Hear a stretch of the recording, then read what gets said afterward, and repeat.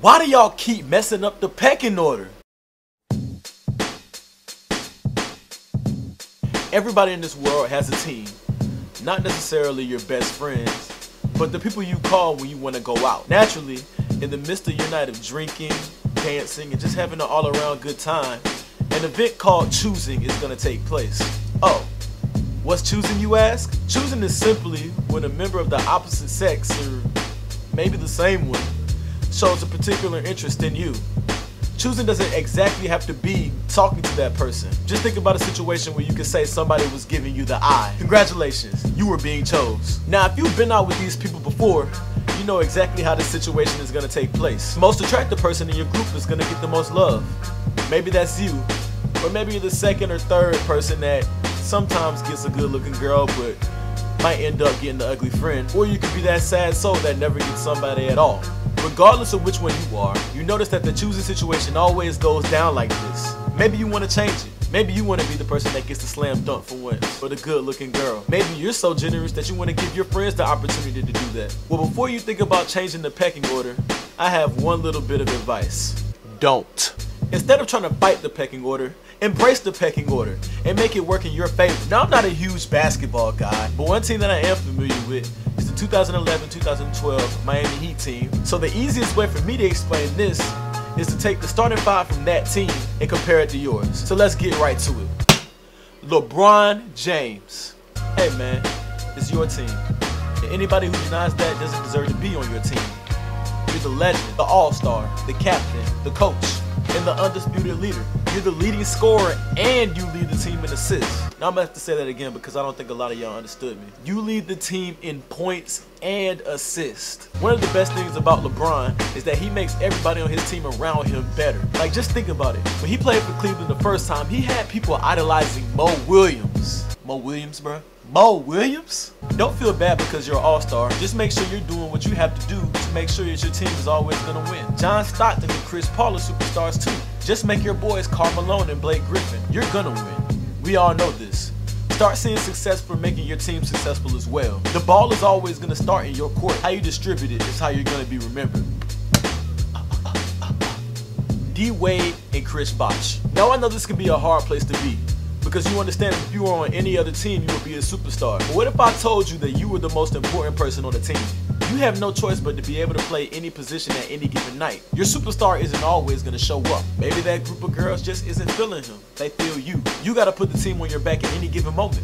Your star isn't this versatile. When he's not the man, he doesn't know what to do. He's done. You, on the other hand, have been chilling, just waiting for your turn. And when that opportunity comes, you're going to take over the game. You also are the most influential person when it comes to getting the groups of people back together. If the stars of each respective team get together, this can be good, but it also can be bad. Both parties have a copious amount of juice coming their direction.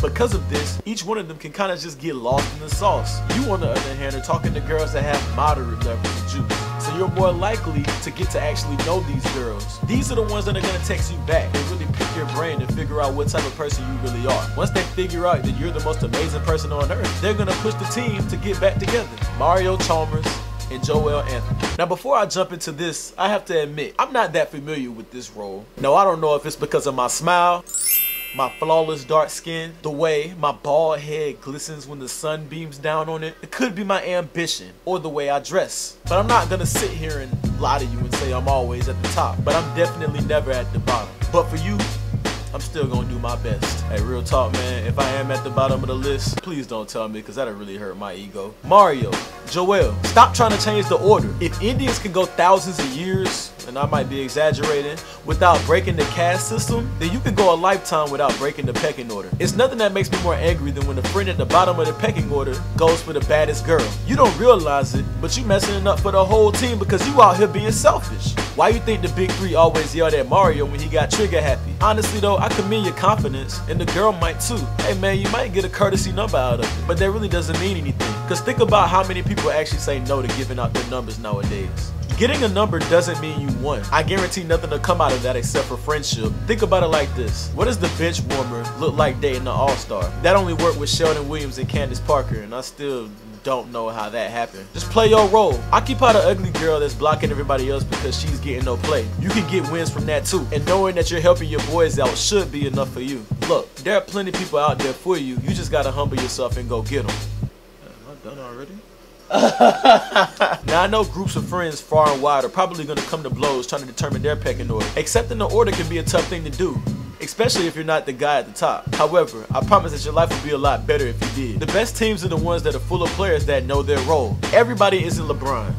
The Heat knew that, and that's why they won. Maybe if your team works well enough together, you can get like the Spurs where a new star emerges every night. That's the goal. We all need to win.